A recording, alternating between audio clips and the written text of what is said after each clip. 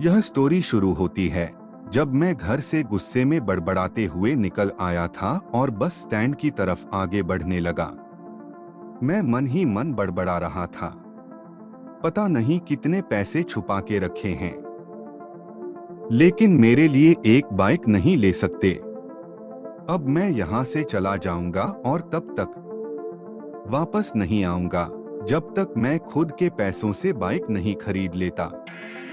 इतना सोच ही रहा था तभी मेरे पैर में मुझे कुछ चुभने का एहसास हुआ। नीचे देखा तो समझ आया कि जल्दबाजी में पापा के जूते पहन आया हूँ।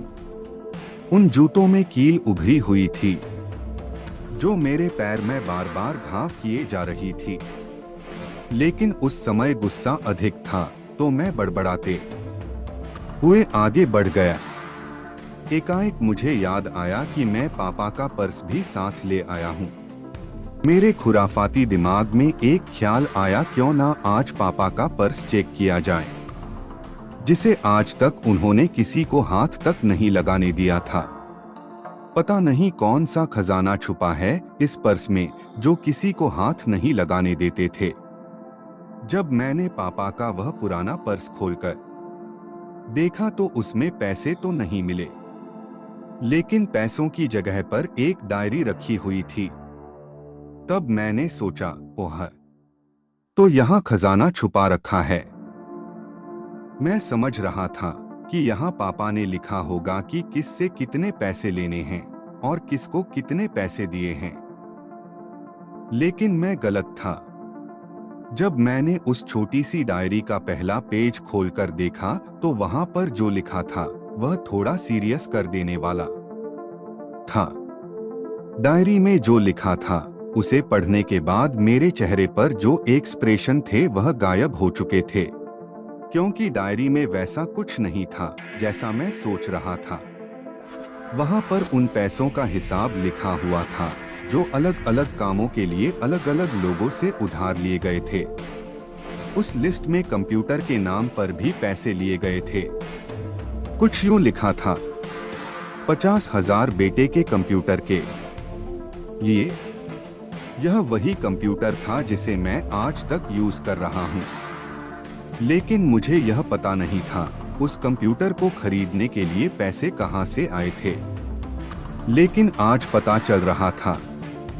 मुझे आज भी याद है जब मैंने पहली बार कैमरे के लिए जिद की थी, जो मेरे पापा ने मुझे 2 हफ्ते बाद मेरे बर्थडे पर लाकर दिया था, जिसे देखकर मैं बहुत खुश हुआ था। और मुझे खुश देखकर मुझसे कहीं ज्यादा अगर कोई खुश था तो वह थे पापा। अब मेरे चेहरे से गुस्सा एकदम गायब हो चुका था। जब मैंने आगे का पन्ना पलटा तो वहां पर कुछ विशेष इच्छाएं लिखी हुई थी। पहली जो विश थी उसमें जो लिखा हुआ था, अच्छे जूते पहनना। यह बात मेरी कुछ समझ नहीं आई। तभी मेरा पाँव अचानक सड़क पर भरे हुए पानी पर जा पड़ा और तभी मेरे पाँव में कुछ गीलीपन होने का एहसास हुआ। जब मैंने जूता उतार कर देखा तो उसका तला टूटा हुआ था। यह देखकर मुझे डायरी में लिखी बात याद आ गई। तभी मुझे माँ पापा की कही बातें भी याद आ रही थी कि कैसे माँ जब कहा करती थी पापा से, अब तो जूते पुराने हो गए, नए ले लीजिए, तो पापा अक्सर यह कहकर टाल दिया करते थे, जूते अभी और चलेंगे, अभी कुछ दिन पहले तो लिए थे। मुझे आज समझ आ रहा था कि कितने दिन और चलेंगे। साथ ही साथ यह भी समझ आ रहा था कि पापा पर्स को क्यों छुपा कर रखते थे। तभी उस डायरी को पढ़ते हुए बस स्टैंड पर पड़ी बेंच पर आकर बैठ गया। अब उस डायरी का आखिरी पन्ना बचा हुआ था। उस पन्ने को जब मैंने पलटकर देखा तो वहां कल की डेट लिखी हुई थी। तारीख के नीचे लिखा हुआ था 50,000 रुपए बाइक के लिए। बस इतना पढ़ा और दिमाग सन्न रह गया। अब मेरे मन में कोई शिकवा गिला नहीं बचा था, बस मेरी आंखों से आंसू चले जा रहे थे। मुझे आज तक नहीं पता तब मैं क्यों रोए जा रहा था। अब मैं जल्दी से घर की तरफ भागा।